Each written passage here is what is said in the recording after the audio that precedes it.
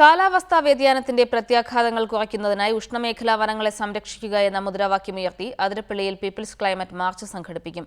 പാരീസിൽ നടക്കുന്ന കാലാവസ്ഥാ ഉച്ചകോടിക്ക് മുന്നോടിയായി രാജ്യാന്തര സംഘടിപ്പിച്ചുള്ള 2000-ഓളം മാർച്ചുകളുടെ ഭാഗമായാണ് കേരളത്തിൽ ഇത്തരമൊരു പരിപാടി സംഘടിപ്പിച്ചിരിക്കുന്നത്.